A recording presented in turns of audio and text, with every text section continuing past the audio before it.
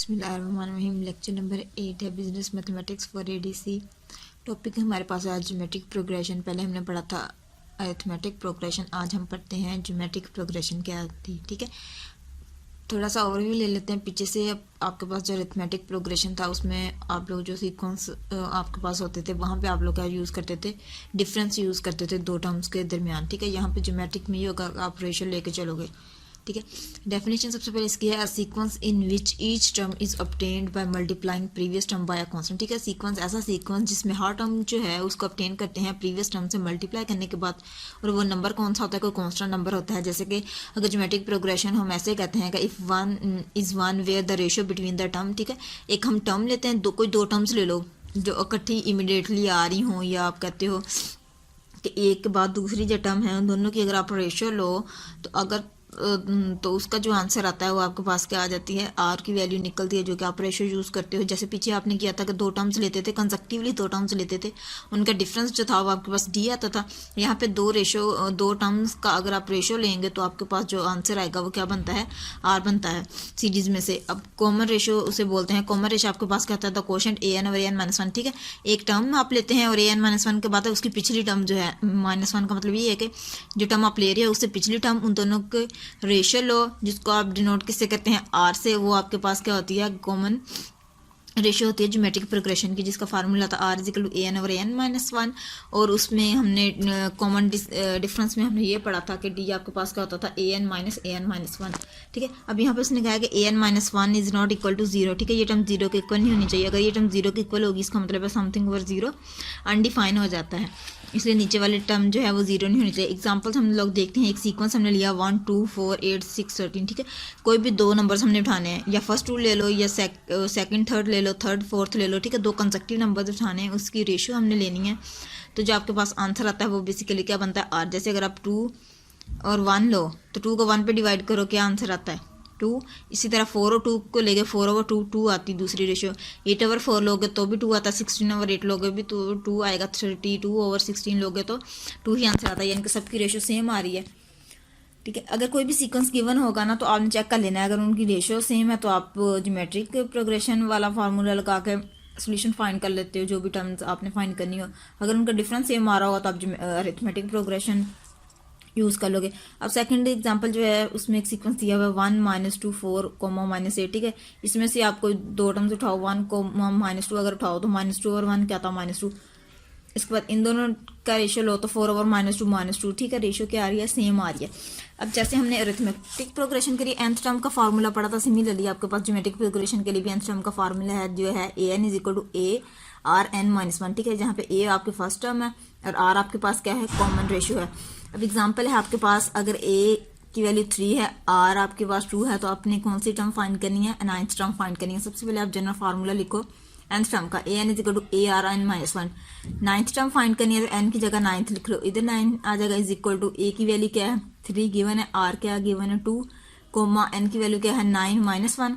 तो 9 -1 8, 2 to raise power 8 आ जाएगा। 2 to raise power 8 क्या आता है, 256। इसको 3 से मल्टीप्लाई करो तो उसकी 9th टर्म कौन सी आ रही है, 768। ठीक है, अगर आपके पास अब ए यहाँ पे एक ही गिवन था, अगर कोई दो ए दे देते जैसे A1 और A2 तो आपने इसकी रेशियो अगर गिवन ना हो तो आप उसको फाइंड कर सकते हो डिवाइड करके रेशियो लेके। ठीक है, आगे क्वेश्चन नंबर 1 है आपके पास, find 10th term of geometric progression 5 10 20। ठीक है, अब 10th टर्म हमने फाइंड करनी है ज्योमेट्रिक प्रोग्रेशन की। अब ये सीक्वेंस आपको दे दिया गया है तो इससे आप कैसे फाइंड कर सकते हो कि अब ये सीक्वेंस गिवन है, सीक्वेंस की जो पहली टर्म होती है ये ए की वैल्यू होती है, आपके पास ए क्या है 5 है। ठीक है, अब आगे आर कैसे फाइंड करोगे, इन दो 10 को 5 पे डिवाइड करो, रेशियो लेनी है ना, तो क्या आंसर आता है 2। 20 को 10 पे डिवाइड करो 2 आता है। ठीक है, इसकी रेशियो क्या आ रही है, 2 आ रही है। ए इसका 5 है, रेशियो इसकी क्या आ रही है, 2 आ रही है। आपने इस फॉर्मूले में पुट करना है, फाइंड कौन सी टर्म करनी है, 10th, इसका मतलब n 10 है तो आप इसको सिंप्लीफाई कर लोगे। सिमिलरली 12th टर्म भी ऐसे फाइंड करनी है और 6th टर्म भी आपने ऐसे ही फाइंड कर लेनी है। अगर sum of terms in geometric series, the sum of all the terms of a geometric sequence is called a geometric series. ठीक है, आप जो है ज्योमेट्रिक सीक्वेंस की सारी टर्म्स का सम करते हो तो आपके पास क्या आती है, ज्योमेट्रिक सीरीज आती है, जिसका फॉर्मूला आपके पास है S is equal to A into R N minus one over R minus one, ठीक है। अगर आर आपके पास क्या हो, ग्रेटर देन वन हो, यानी कि अगर आर आपके पास कोई पॉजिटिव नंबर है, वन से बड़ा है, तो आप क्या लोगे, ये फार्मूला यूज करोगे। और अगर आर आपके पास कोई नेगेटिव नंबर आ रहा होगा, वन से छोटा नंबर आ रहा होगा, तो आप ये फार्मूला यूज करोगे, जहाँ पे ए आपके पास फर्स्ट टर्म है और आर इसकी क्या है, रेशियो है। यहाँ पे इतना डिफरेंस है, ये आर एन माइनस वन है, अगर आर ग्रेटर देन वन है, तो अगर लेस देन वन होगा तो वन माइनस आर एन कर देंगे, नीचे भी वन माइनस आर आ जाएगा, ठीक है। इस चीज का आपने ख्याल रखना है, जो आपके पास रेशियो निकलेगी ना, रेशियो से पीछे तो गिवन नहीं था ना, तो हमने इसको वैसे वो फार्मूला लगा दिया। जब सीरीज फाइंड करते हैं और रेशियो आप लोग देखते हो, अगर तो वन से बड़ी होगी तो ये फार्मूला लगेगा, वन से छोटी होगी तो ये वाला फार्मूला लगेगा। जैसे अब आगे हम एग्जाम्पल में देखते हैं, वहां पे हमें पता चलेगा कि कैसे कौन सा हमने फार्मूला यहाँ पे यूज करना है। अब एग्जाम्पल है आपके पास, what is the sum of first 9 terms if A is equal to 3 and R is equal to 2, ठीक है। हमने सम फाइंड करना है फर्स्ट 9 टर्म्स का, ठीक है। सम फाइंड करने का मतलब ये है कि बेसिकली आपके पास क्या आ रही है, सीरीज आ रही है, ठीक है। अब फर्स्ट 9 टर्म्स का हमने फाइंड करना है, ए गिवन है 3, आर की वैल्यू क्या है 2, फाइंड क्या करना है फर्स्ट 9 टर्म्स का, यानी कि एन की वैल्यू क्या है 5। अब यहाँ पे आप लोग देखो कि हमने पढ़ा था कि अगर आर ग्रेटर देन 1 हो तो आपके पास ये फार्मूला लगेगा, लेस देन 1 हो तो ये फार्मूला लगेगा। अब आपके पास आर 2 है, 2 1 से बड़ा है ना, तो इसका मतलब है आपके पास ऊपर वाला फार्मूला लगेगा, S is equal to A into R N minus one, और आर माइनस वन बेसिकली ये आपके पास एस क्या शो करता है, सम को शो करता है, सम ही हमने फाइंड करना है। ए की वैल्यू क्या है 3, आर का गिवन है 2, 2 की पावर एन क्या है 9 minus one over 2 minus one, 3 into 2 to raise power 9 minus one, 2 minus one 1 आ जाएगा। अब 2 टू रेज पावर 9 लो, 5 12 आता माइनस वन, तो इसको करोगे 5 11, 3 से मल्टीप्लाई करोगे तो आपके पास सम आ जाएगा। इसी तरह आगे आपके पास एग्जाम्पल है, what is the sum of first 9 terms if A is equal to 100 and R is equal to 0.5, ठीक है। अब देखो इस यहाँ पे भी आपने सम भी फाइंड करना है फर्स्ट 9 टर्म्स का, यानी कि एन आपके पास क्या है 9 है, ए 100 है और आर क्या है 0.5। 0.5 आपके पास 1 से छोटा है ना, इसका मतलब है आपके पास ये दूसरे वाला फार्मूला लगेगा, आर इज लेस देन 1। यहाँ पे फार्मूला में आपने वैल्यू पुट करके तो इसको सॉल्व कर लेना है। आगे है question number 1, find sum of first 10 terms of geometric progression 5 10 20, ठीक है। जहाँ पे ए और आर गिवन नहीं होता वहां पे सीक्वेंस आपको गिवन होगा, उस सीक्वेंस ही आपने बताना है। जो पहली टर्म होगी वो ए की वैल्यू होती है। अब दो टर्म्स, दो कंसेक्टिव टर्म का आपने रेशियो लेनी है तो आपके पास आर निकल आएगा। अब हमने find the sum of first 10 terms, ठीक है। फर्स्ट टर्म एन क्या है आपके पास 10 है, यानी कि 10 टर्म्स का करना है ज्योमेट्रिक प्रोग्रेशन। और यहाँ से सीक्वेंस हमें पता चलता है कि ए आपके पास 5 है और आर का निकलता है 10 ओवर 5 2 और एन 10 है। अब यहाँ से देखो आर आपके पास क्या है 2 है, जो कि 1 से बड़ा है, तो आप कौन सा फार्मूला लगाओगे, A into R N minus one over R minus one, ठीक है। अब S is equal to A की वैल्यू 5 है, आर की value 2 to raise power N क्या है 10 है, minus one over 2 minus one, 5 इंटू 2 टू रेज पावर 10 लो 1024 माइनस वन 1023। अगर इसको 5 से मल्टीप्लाई करो तो एस आपके पास आ जाता है, ठीक है। आगे आपके पास क्वेश्चन नंबर 2 है, find the sum of first 10 terms of the geometric progression, ठीक है।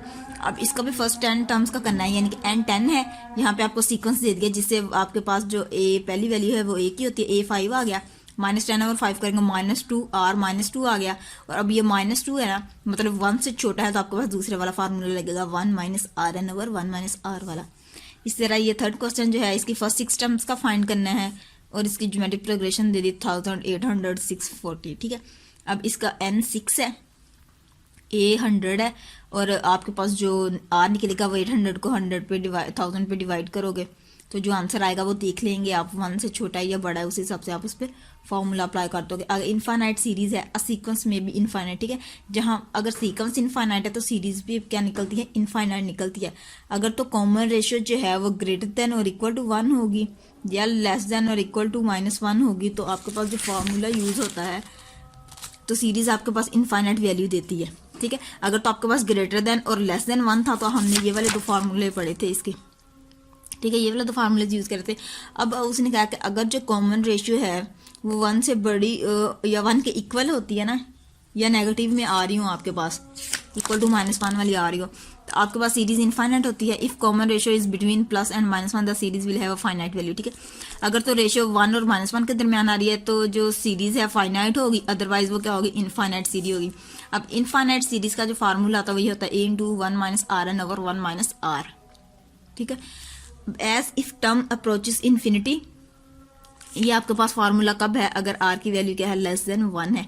हमने यही कहा था ना कि अगर नेगेटिव होंगी तो हम ये वाला फार्मूला यूज करते हैं। अब आपको पता है ये जो टर्म्स हैं infinity approaches infinity N becomes very large, ठीक है। ये टर्म कब इन्फिनिटी को अप्रोच करती हैं? जब आर एन की वैल्यू बहुत ज़्यादा बड़ी हो जाती है and R N becomes very small, so it can be ignore, ठीक है। अब उसने कहा कि अगर तो जो टर्म है, ये वाली जो टर्म दी हुई है, अगर इन्फिनिटी को अप्रोच करती है तो एन की वैल्यू क्या होगी? बहुत बड़ी होगी। और एन की वैल्यू तो बड़ी होगी, लेकिन इस आर एन की वैल्यू क्या होती जाएगी? छोटी होती जाएगी, क्योंकि ये 1 माइनस हो रहा है ना, तो हम इतनी छोटी होगी कि हम इसको क्या कर सकते हैं? इग्नोर कर सकते हैं। तो फिर इन अदर वर्ड्स, अगर एन इन्फिनिटी को अप्रोच करता है तो आर एन किसको अप्रोच करेगा? 0। जितनी हम एन की तादाद बड़ी करते जाएंगे आपके पास आर उतना ही छोटा होता जाएगा, आर एन तो 0 को अप्रोच कर जाएगा। अगर ये टर्म 0 को अप्रोच करने का मतलब है कि इस आर एन की जगह हम 0 पुट कर सकते हैं। ए इंटू 1 माइनस आर एन की जगह 0 पुट किया ओवर 1 माइनस आर, तो ये क्या आ जाएगा? 1 माइनस 0, 1 को ऐसे मल्टीप्लाई करेंगे ए ओवर 1 माइनस आर, ठीक है। ये आपके पास सम का फार्मूला है इन्फिनिट सीरीज के लिए, वो फाइनाइट सीरीज के लिए थे जो 2 फार्मूलाज हमने पढ़े थे, ठीक है। अब एग्जाम्पल से देखते हैं, find sum of infinite series, ठीक है। ये इनफाइनाइट सीरीज दे दी है, इसका हमने सम फाइंड करना है। यहाँ से आर आप कैसे निकालोगे? सेकंड और फर्स्ट टर्म की रेशियो से, या थर्ड और सेकंड टर्म की रेशियो ले लो, ठीक है। तो आपके पास क्या आ जाएगा? आर आ जाएगा। अब ये 1/4 ओवर 1/2 करेंगे तो क्या आ जाएगा? ये 1/4, ये 2/1 बन जाएगा। इसको सिंप्लीफाई करेंगे तो 1/2। इसकी पहली टर्म जो है वो ए होती है, इसको इस फार्मूले में पुट करो इनफाइनाइट वाले में, एस इज इक्वल टू 1/2 ए की वैल्यू ओवर 1 माइनस 1/2, तो क्या आ जाएगा? 1/2 इंटू नीचे एलसीएम लो तो 1/2 बचता है, तो 1 इसका क्या आंसर आ जाता है? सम आ जाता है इसका। आगे एग्जांपल है 6 - 1, 1/6, 1/30, ठीक है। इसका भी आपने इनफाइनाइट सीरीज है, इसका सम फाइंड करना है। अब ये इसकी ए जो है वो इसका 6 है, -1/6 इसकी क्या आ जाएगी? आर की वैल्यू आ जाएगी। उसको फार्मूला में पुट करो तो आपके पास आ जाएगा इसका सोल्यूशन, सम इसका फाइंड हो जाएगा।